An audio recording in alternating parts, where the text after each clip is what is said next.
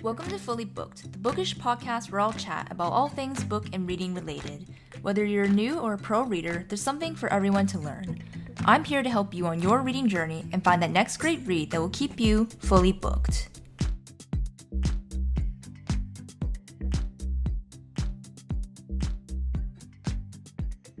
Hello readers, and welcome to episode 61 of Fully Booked. I'm your host Natalie, and today's episode is going to be my January and February wrap-up. Now, I know I said I was going to try and bring back a segment and start of each episode with my current reads, but with wrap-ups, since what I'm currently reading usually ends up being in the wrap-up, I'm actually going to skip over it today, and we're just going to get straight into what I read in January and February. So to start off with January and my stats, I read 9 books, also read 3 out of 4 on my monthly TBR, 4 books from my winter TBR, and we had 0 DNFs, which is always a win, although I don't know if it's a little bit cheating since I did technically DNF one of my January TBR books in December because I started it ahead of time, but since it was still in December, we're going to count it.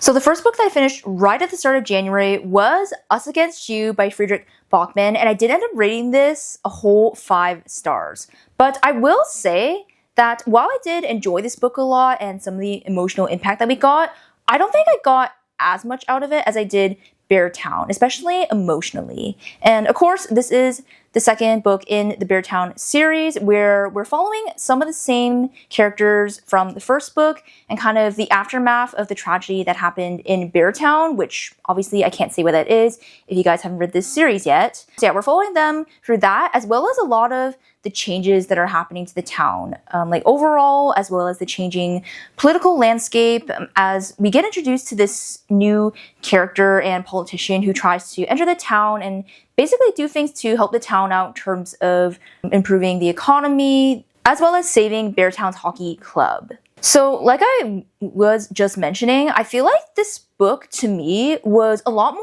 about the small town and hockey politics, where we talk a lot about different themes like nepotism, again, changes in the political landscape and how that affects each of these characters' views. And one thing I will say about that is what I did enjoy in terms of the discussion of these certain topics and themes in this book was how much Friedrich Bachmann showed the humanity in each of the characters still. Of course, the writing was stunning, likewise to Bear Town and the rest of Friedrich Bachmann's books, and it's safe to say that I will definitely be picking up the winners and hopefully within 2026.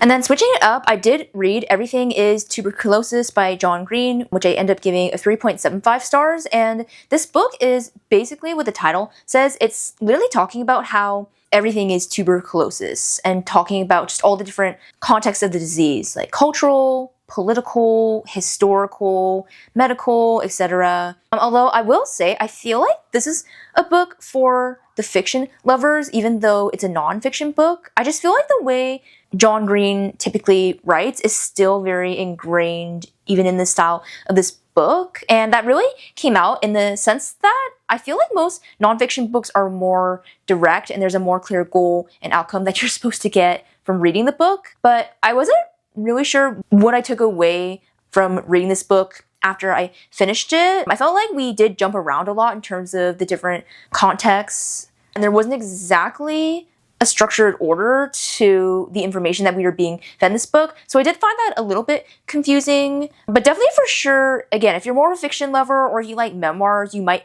enjoy this because we do have this one boy named Henry from Sierra Leone that we follow throughout the course of his story and how he dealt with the disease and how it's affected his life and people around him. But again, if you're more of an actual nonfiction lover, I'm not sure if you would enjoy this necessarily. For sure, if you've read John Green, you've read his fiction books, and you want to try something different, then you can pick this up. And then I'm so excited to talk about this next book with you guys, and that is In Your Dreams by Sarah Adams, which I ended up rating 4.25 stars, and I gave it a 2 spice rating. And first off, I have to say that if you were looking for the Avengers of romance tropes in one book, this would be it, because we literally have brother's best friend, he fell first, forced proximity. We also have a bit of a love triangle and friends to lovers. And so if you've read any of the books in this interconnected standalone, then you probably already know. But to summarize it a bit, we're basically following the last Walker sibling, Madison, who she's like one of the middle children and the middle sister of the siblings. And she's just graduated culinary school in New York, but she doesn't have a job yet. And so she's kind of trying to figure out what to do next and feeling a little lost still. Until one night she calls up James, Noah's best friend, who ends up offering her a job at his new farm-to-table restaurant that he's trying to launch in order to save his family farm. So she ends up coming back to the small town of Rome, Kentucky to work at the restaurant, but she also ends up living on James's farm, hence the forced proximity. And then we just get to see them go on this wonderful journey of kind of just being mutual acquaintances to friends to lovers. Because I feel like before this book, we really don't see Madison and James interact that much, because she's pretty much just always seen him as her older brother's best friend and never as any potential friend or even love interest. Yet all this time, he's been harboring feelings for her, and he has wanted her for so long. And so it was really just nice to get to see their love and relationship blossom and come to fruition in this book. I really don't have that many complaints about this book. It was such a wonderful story. I loved both of our MCs. James was also such a wonderful book boyfriend. Another thing I want to note about these books, and this book specifically, is that I liked that we were starting to get more character depth in Sarah Adams' books. I feel like I actually saw her improve a bit as a writer as each book went on. And also comparing, because I have read the cheat sheet by her as well. And while I did really enjoy that book at the time, it was just a bit more of a cutie, very cheesy Hallmark kind of romance book, which is not bad, but it was kind of just more of a fun and cute time. Whereas I feel like this book and Beg, Borrow, or Steal in this interconnected standalone, we got to explore a little bit more of the characters, especially Emily and Madison, and talking about sibling dynamics, how they view themselves as either being the older sister or the middle sister. And so I really liked those discussions and getting to explore character depth in that way as well. It just kind of added a little bit more to each of these books. And so yeah, highly recommend you pick this up. Of course, it's interconnected standalone, so you could pick it up on its own if you really wanted to, but I would suggest reading the rest of them as well and going in order, because it's just a really wonderful journey that you get to go on, and in being in this small town. And likewise to Beg, Borrow, or Steal, this one had one or two barely open door scenes, so not spicy at all if that is also what you're looking for. Next up, I read Winter Garden by Kristen Hanna, which I ended up rating this one 4.25 stars. And in this one, we follow two sisters, Meredith and Nina, as they come together when their father falls ill, despite their strained relationships with each other and also their mother, Anya. At their father's wish, their mother decides to finally tell them the full fairy tale story that was one that she told them when they were little girls and grew up on. But it turns out the fairy tale is not actually a fairy tale, and it's actually about their mom. And we find out a lot more, obviously, as the story goes on and she retells this whole story. Other than that, I can't really explain much more without giving the whole story away. You really just have to read this one for yourself. Right off the bat, this book had a much lower start compared to the other two I've read, and I feel like in general, that's how Kristen Hanna books go, but this one did feel even slower. But I have to say, she tied the ending together so beautifully, especially the resolution that we get for all the characters that we meet in this story, and I just thought it was so beautiful. Also, this book I felt like was truly the perfect winter read, because everything from the setting descriptions in Russia to the orchard and the home that their two sisters live in, to even the character descriptions themselves, was very bleak and wintry feeling. And it really felt like I was there with them and experiencing their winter and all the things they were just going through as well. Also, I feel like the strained sister dynamic and relationship was also portrayed really well in this book. I don't know if Kristen Hanna has sisters herself, but either way, she just really knows how to write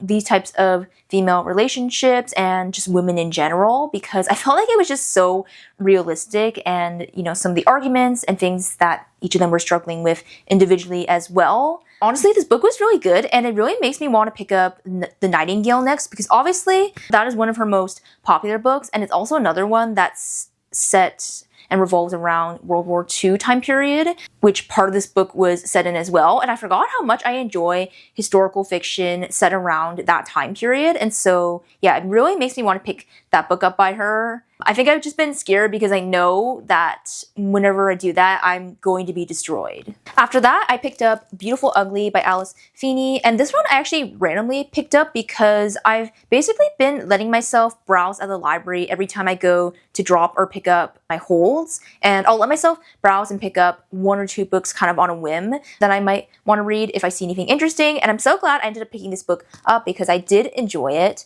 So in this one, we follow our MMC Grady, who was once a best-selling author, but is now struggling in his career ever since his wife disappeared 1 year ago. And so in order to get himself back on his feet, his agent offers him this cottage on a remote island where he can go live for free and also continue working on his next novel. And so he goes to live there, he's exploring and meeting all the residents, but he starts noticing a lot of strange things, from the physical landscape of the island itself to the people that live there. He starts getting really paranoid, especially since he's living all by himself on this small island. And he also starts to uncover some shocking truths about his wife, how she actually disappeared, and who she actually is. I will say I loved the very suspenseful feel of this story overall and the plot pacing. I feel like it's a little bit different from other mystery thrillers that I normally pick up, but I realized that I really enjoyed it. Even though the big twist itself wasn't super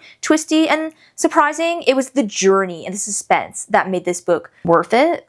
And I'm not gonna lie, I can't remember how Rock, Paper, Scissors ended exactly because I read it a while ago, but I feel like Alice Feeney is a little bit more of a bleak author compared to other mystery thriller authors that I read, and that definitely happened with the ending this one, and I was not expecting it to take that particular turn, but I realized that I also enjoyed this kind of thriller a lot, even though it's a bit different from what I normally read, and it definitely makes me want to pick up the rest of her books. Switching it up again, I read Betting on You by Lynn Painter, which I gave 4 stars, and this is a no spice YA romance. And I have to say, this one was so surprisingly refreshing because if you guys know, I feel like every YA romance I've tried picking up in the last 3 to 4 months has not really been hitting and doing it for me, but this one did. And so in this one, we have what I would call a very loose spin on When Harry Met Sally, where we get to see our 2 MCs, Bailey and Charlie, initially meet 3 years ago in an airport, and then we flash forward to the present where they meet again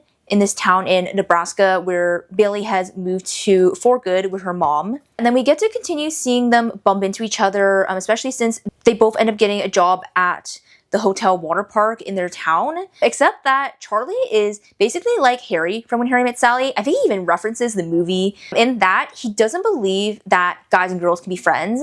And Bailey kind of disagrees with him, and so they make a bet over that. We also get some fake dating, forced proximity, with the 2 of them going on a ski trip together. I honestly just have no bad notes about this because I literally read it at the perfect time where I feel like I was just craving a bit more of a cute, fun YA romance, and Lynn Painter honestly always delivers on her YA romances. There's a reason that I pretty much only read her YA romance now and not her adults. There's just something about her YA romances that hit. I feel like she is the queen when it comes to banter. This book was so funny with the dialogue and the conversations that we got between Bailey and Charlie. And for sure, if you're a 90s or a pop culture junkie and you love those types of references in a book, then you would love this book. And other than that, I really just enjoyed the friendship and overall vibe and chemistry between these 2 characters. I felt like I just actually understood why they made sense together, and I wanted them to be together, which is something I feel like I've been missing even in the adult romances that I've been picking up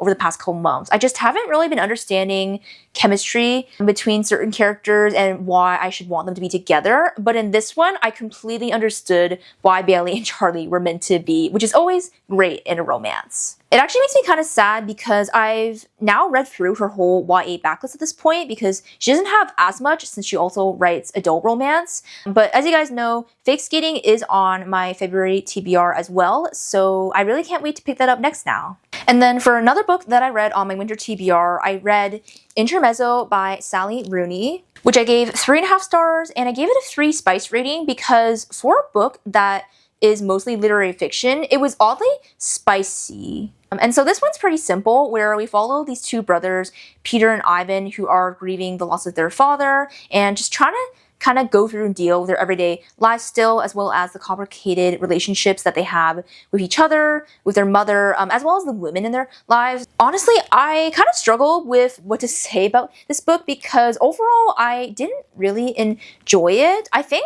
at the time when I picked up Normal People, it was kind of the perfect time where I really enjoyed these more angsty type of literary fiction books. But with this one being the third book that I've read by her now, I just feel like I'm not really a Sally Rooney girly because I just didn't really know how to feel by the end of this book because the characters are so real and messy, which certain authors can really pull that off, but this one, for some reason, I just, again, didn't really know how to feel about them and how we didn't really go anywhere in the story in terms of character depth or growth. And if you like that kind of thing, like there's not necessarily resolution and things are open-ended and messy, then you probably will like this book. I just felt like a lot of it, we were really just stumbling through each point of view in life. And in particular, I found Peter's point of view to be really unenjoyable to read because I feel like a lot of his point of view were very incomplete sentences and incoherent thoughts where it kind of felt like we were just reading thoughts that were going through his brain at any given moment and not actually being properly told what was going on in the present time. And so that just left me feeling very confused trying to read his point of view and figuring out what was actually going on in real time. I just don't have too many good things to say because, again, not enjoyable. I didn't really enjoy our characters and understand any of the choices they were making. I think the only thing I will say I liked is the exploration of grief as well as the complicated sibling dynamic between Peter and Ivan. It was also a little bit different because they're very far apart in age. I think they're supposed to be about 10 years apart in age. Like I've told you guys, I'm very interested in books about sibling relationships and dynamics, probably because I am an only child. So yeah, getting to read that and their complicated relationship was kind of interesting to me. But again, other than that, I wouldn't really recommend this book overall. I probably would only recommend it if you already have read Sally Rooney's other books and actually enjoyed them. For the last book I read, this was technically on my February TBR, but I couldn't help myself and I ended up picking up First Time Caller by B.K. Borson, and I gave it 3.75 stars and a 3 spice rating. While her books are very comforting and cozy, they're also oddly spicy at the same time, so a bit of a warning if you do decide to go into any of her books, including this one. So some of you might know what this is about if you've been following along, and this book was circulating a lot online last year when it initially released. But for those of you who don't know, this is basically a loose, modern Sleepless in Seattle retelling where we follow our FMC Lucy as her daughter calls into a local radio romance hotline one night to talk to the show host and tell him about her mother's lack of love life and how she's worried. And so that is how our two MCs, Lucy and Aiden, initially meet. Also, some people would probably say that the fact that his name was Aiden Valentine is a little bit cheesy, but I actually kind of loved it personally. And then, of course, since we're in the modern age, her call with him ends up going viral online and brings a lot of attention back to the show, which is good because the show's kind of been struggling overall and with ratings. In order to try to save the show, they end up inviting Lucy to be on the show with the host, Aiden. I honestly just love the homage that she was able to pay to Sleepless in Seattle and to the overall vibe and everything of that movie. And if you've seen it and you've seen like one of the parts where Meg Ryan's character is just talking about magic and wanting love to feel like magic, she literally paraphrases that in this book. And I feel like it was just a nice way to pay homage to the movie and to that era of rom-coms. So far, B.K. Borson's books, I honestly just love her characters. I love every single one, especially our MCs, and also the healing journey that they go on. And I don't know why I've been enjoying that so much in a romance book. I think it's because it makes me feel more connected to the characters and seeing how real and raw they can be as well and the things that they struggle with. And the only reason that this book did not end up getting a 4 stars from me is that, likewise to Good Spirits, the plot pacing was very off for me. And in some romance books, that's not necessarily a bad thing and it's refreshing, but the way B.K. Borson does it, I think I just don't really understand as a reader sometimes, where I felt like our characters ended up getting together at a weird point in the story.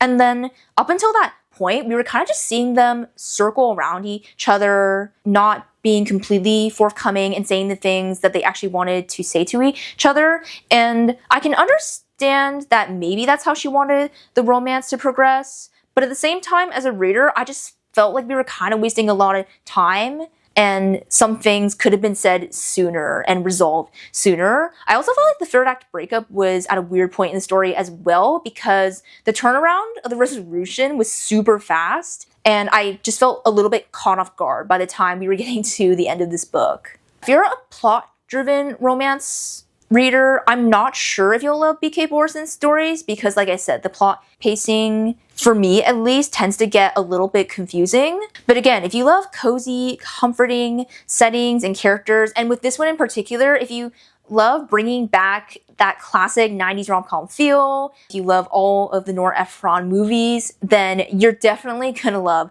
First Time Caller, and it's making me so excited to get to the next book that's coming out in this interconnected standalone.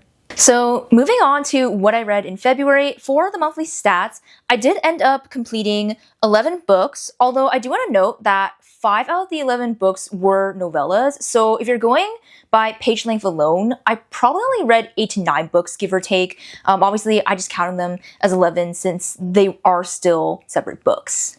And then I read 2 out of 4 on my monthly TBR. I read 1 more book from my winter TBR, which means that I have completed my winter TBR already, minus that 1 book that I DNF'd earlier. And then for this month, I also had 1 DNF, unfortunately, which I'm going to talk about right now.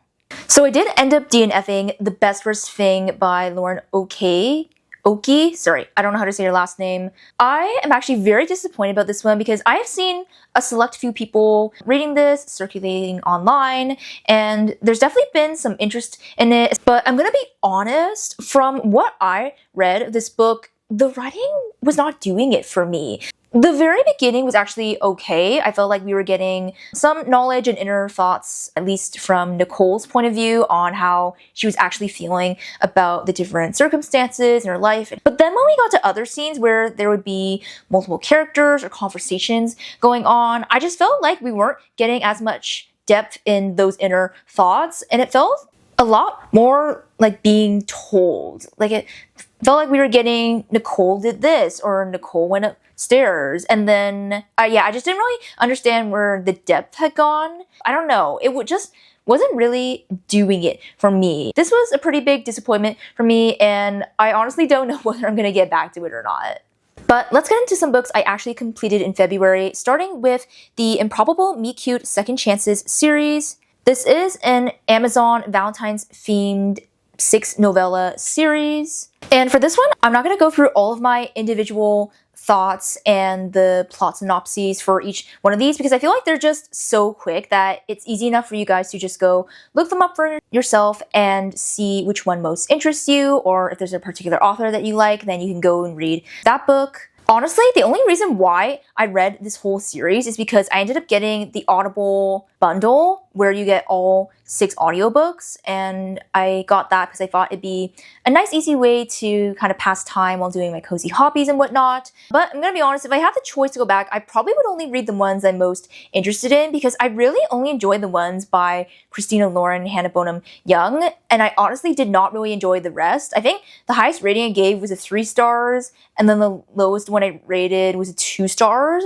So some of these were not great for me, and I also think novellas are not a great way to be introduced to authors because you don't have enough time or amount of pages in this case to get used to their storytelling and their writing style. It's just not enough time to get a good enough sense, and so that's something I learned from reading this. But honestly, these are just a really cute little time if you want something quick to read. Obviously, you could get the audiobooks. They're also on Kindle Unlimited if you have a Kindle.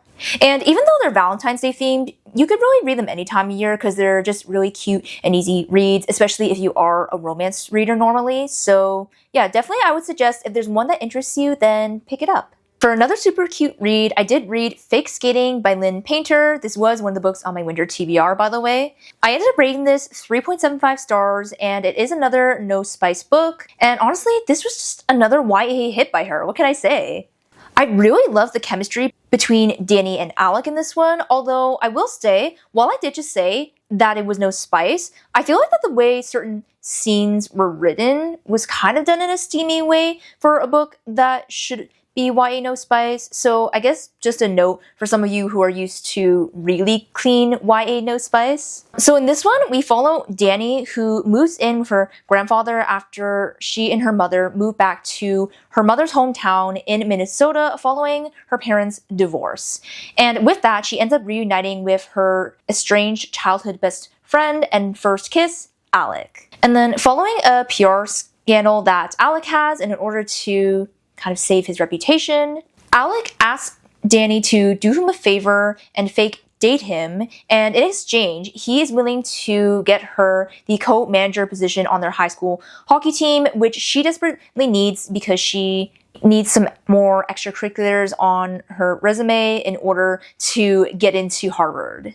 So yeah, obviously, if the play on words in the title wasn't a big enough clue, this is a fake dating YA hockey romance, although I'll say it's pretty light on the hockey in that we really don't see much of hockey or even the team's hockey practices in this book, which I was expecting a lot more considering that we have the setup of Alec getting her a position on the hockey team, and yet we didn't actually see a lot of hockey or even behind the scenes. So I was a little bit confused at that because I felt like this was kind of marketed as a hockey romance. I feel like the resolution also came super fast in this book, where the conflict was also very much near the end of the book, and then we just wrapped it up within, I feel like, 2 chapters, and I was a little bit thrown off. But yeah, honestly, just super cute. Obviously, you'll like this if you've read the rest of Lynn Painter's YA romances, or if you're looking for a really great YA romance, then this is definitely another one. Also, I highly recommend for Lynn Painter books that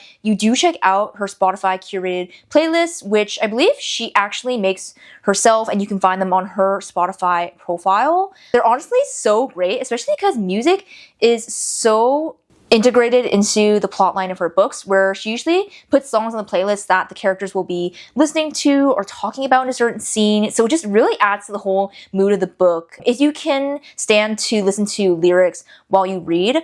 Otherwise, if you can't, then just definitely you could check the playlist out afterwards, just if you want to reminisce on this book. So again, highly recommend doing that. After that, I completed Beach Read by Emily Henry. This one was a reread, by the way. But since it's been so long since I first read it, I did decide to give a rating, and I ended up rating this 3.75 stars. And I gave it a 2.5 spice rating.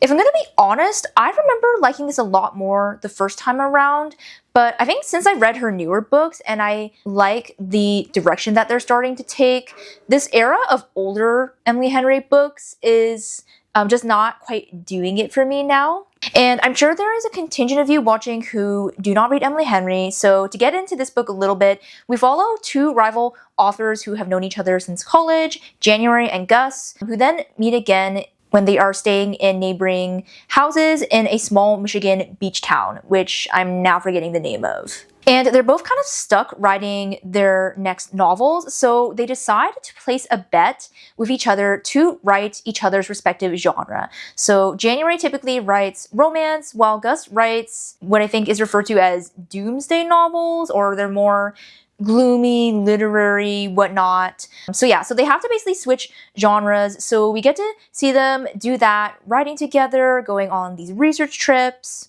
And I'm not sure why I loved the romance so much the first time around, because this read around, I actually thought our characters were behaving very immaturely for their age, considering they're supposed to be in their very late 20s to 30s. I just felt like we weren't really saying what we wanted to each other and getting things out in the open, especially from January's part, because I felt like she was trying to kind of hide a bit more what she was actually feeling and wanted to say, because she didn't want to put like higher expectations on Gus, and she kind of assumed what kind of guy he was, and so we were holding back a lot when I feel like that was not the right way to approach their relationship. And this is not a super big fault, of course, but the first half of this book did feel very rom-com-y from the way we were describing things and the writing style, and that's definitely not bad. But again, I'm kind of more into the lit-fic Emily Henry style writing and character depth, and I just felt like we weren't getting that kind of depth in this book, at least until a little bit later on in the book. So not a fault, but more just, I guess, kind of how my preferences have changed. I would definitely say this one's probably going to fall near the bottom of my Emily Henry ranking in the end, but it was still pretty good. This one's also probably a better summer read. Obviously, if you can't tell by the title alone. Now, I have to tell you guys, I think we've finally broken the nonfiction reading slump since I've really just been embracing reading memoirs from my nonfiction reading this year, and I am having such a good time. And so with that, I ended up completing Semi-Well Adjusted Despite Literally Everything by Alison Stoner, which I ended up rating 4.25 stars. And this is basically just her memoir spanning most of her professional acting career, which is crazy because I think she says she started auditioning around the age of 6 to 7. That's also when she got her first agent. And so we follow her through her Disney years and also well into her adulthood.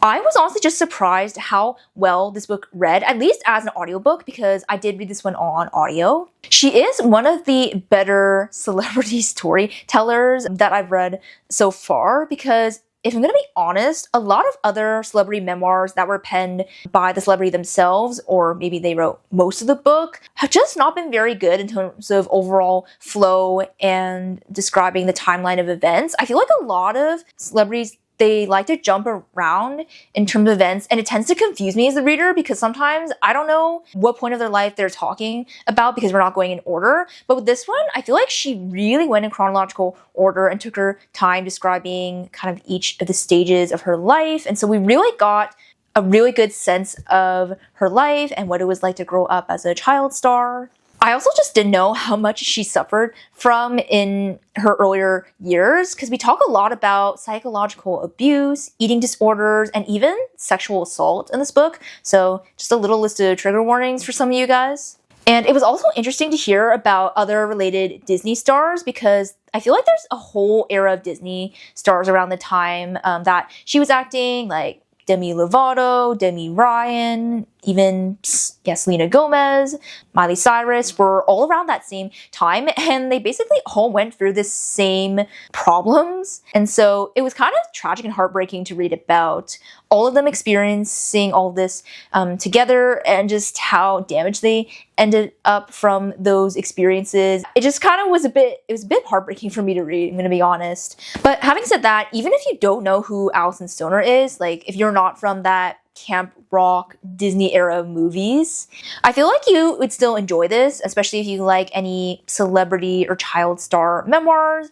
Especially for me, I really like learning about different industries, and I find I learn a lot about the film and acting industry from reading these types of memoirs, so there you go. For the only thriller that I read this past month, I did pick up With a Vengeance by Riley Sager, which ended up rating 4.25 stars. Even before I started this book, I could already tell that this was going to be one of his more ambitious novels, just in terms of the overall premise and storyline, because I did hear that this one was going to be Agatha Christie coded, which I'm sure would be very cool for those of you who are fans of her. I unfortunately haven't read any of her novels, so I don't think I was picking up on those subtle touches and nods in her books. So in this one, we're set on this train ride in one night in 1954. Our FMC, Anna, has basically gathered this whole cast of characters who she believes had a role in killing off her family.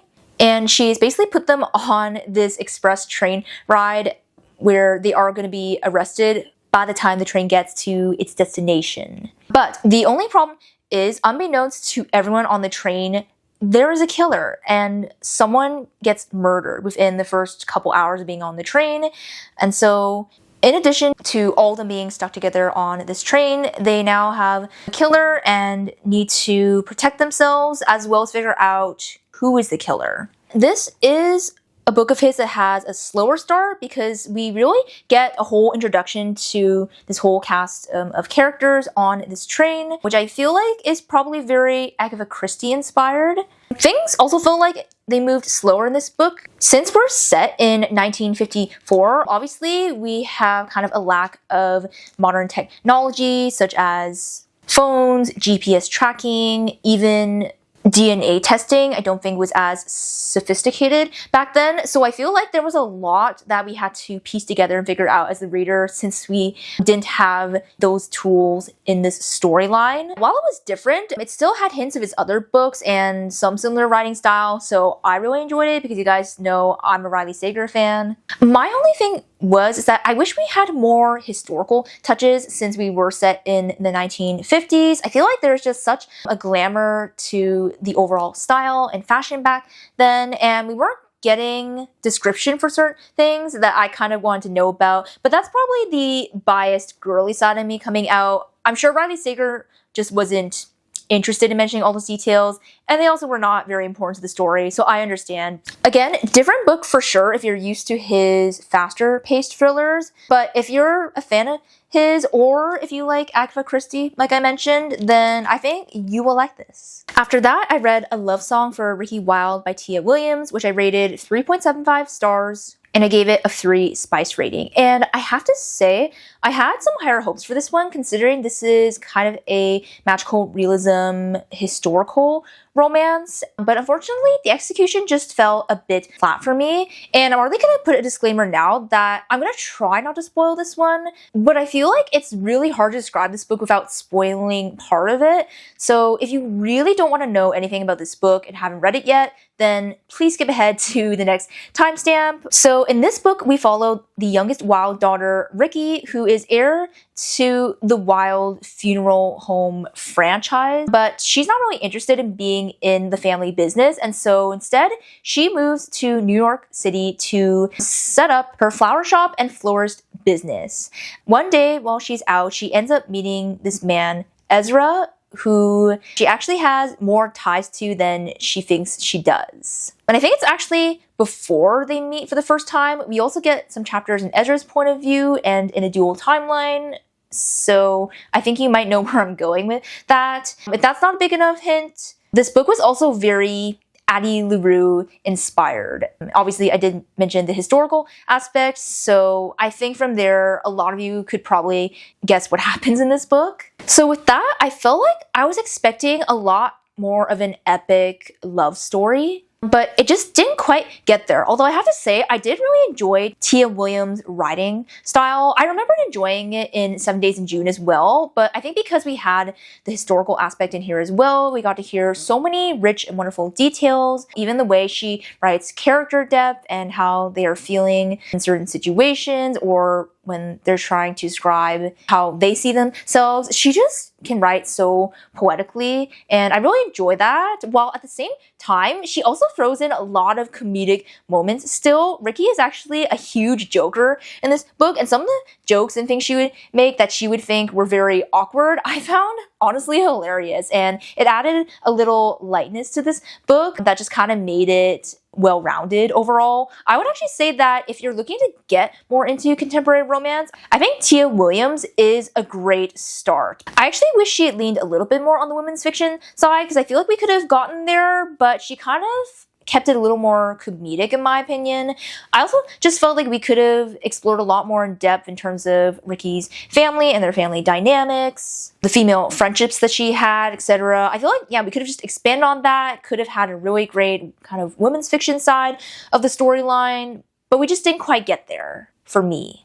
I also feel like we didn't know a lot about Ezra, and I feel like we should have, considering his very different background from her. It just would have been cool because we got some touches and hints of the Harlem Renaissance era in this book, but I just kind of wanted more. Personally, I would say that if you haven't read 7 Days in June first, I would suggest reading that one first and then moving on to this one. So if you've already read that book, then I would still recommend picking this one up, especially if you want something a little bit different from her. For a surprise read for the end of the month, I picked up another memoir, which was Educated by Tara Westover, and I ended up rating this 4.5 stars, which officially made it my best read of the month, which I was surprised. This one's actually kind of hard to explain now, having read the book and knowing what it's actually about, but to try to put it shortly, this is basically Tara Westover's life story of growing up in a very, very traditional conservative Mormon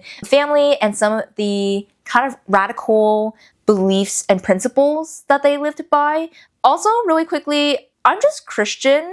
Like when I say I'm Christian, I'm not Catholic, Mormon, any of those other religious groups. So I still don't know a lot about Mormonism, so I feel like I really learned a lot after having read this memoir. And basically on the lack of her formal education growing up, because basically her parents did not believe in kind of formal government institutions like education, Western medicine, other types of things like that. With that, none of their children were formally educated. They treated everything at home. Yeah, all of these very radical things, which again were very interesting to read about because I definitely did not grow up in a family like that, considering the type of professional careers that my parents and relatives are in. So this was really just an eye-opener for me. And while I thought more the memoir was going to be about, again, the lack of formal education and how she actually did eventually make her way into university, I feel like more of it was about finding her own way, her own voice, and who she really is. Because I feel like a lot of her life story was basically about how others saw her and she believed that was the only way for her to live, as well as believing in a lot of things blindly. It was really interesting in the sections when she does get to university and finds out about certain terminology that she learned as a child that she thought were just amusing terms that her family used of each other when they really aren't. I think I was honestly just shocked at a lot of the brainwashing and especially control that her father exerted over the family and even over her mother. I actually can't really think of anything I didn't like about this book because she was just such a good storyteller overall that I felt so immersed when reading this. I almost felt like I was reading a fictional story and following this whole cast of characters. Like I almost just couldn't believe that these were real things that happened to a real person and family because they were just so crazy, and I just felt so immersed and connected to her and her family. I know this memoir is actually from a couple years ago, but I definitely wouldn't sleep on it. I'm actually really glad I got to this because it's actually been sitting on my shelf for a while, and this is actually my mom's copy, so I was really hoping to get to it so I can give it back to her, and now I have. And you guys should get to this one too. And that now concludes my January and February wrap-up. I hope you guys enjoyed this episode, and also thank you to all of you who have made it to the end, because I do realize the bi-monthly wrap-ups are probably getting to be a bit much considering I read a lot certain months, so it really means the world that you made it all the way till the end. And let me know what your favorite read of January or February was. I would love to hear. And as always, rate and review the podcast wherever you're listening. Subscribe on YouTube if you haven't already. As always, there are lots more fun upcoming videos that you will not want to miss. Also, Early Access Fridays are still happening on Buy Me a Coffee for the weeks that episodes are being released. So if you'd like another way to support the pod, you can click on the link that is always in the show notes or the video description, depending on where you're listening or watching. And that just means a lot if you choose to support Fully Booked in that way. But with all that being said, I hope you all have a wonderful day, and I will see you all in the next episode. Thank you for listening to today's episode. I hope you were able to take away something, and be sure to follow the podcast for more bookish content. Until next time, stay fully booked, and I'll talk to you soon.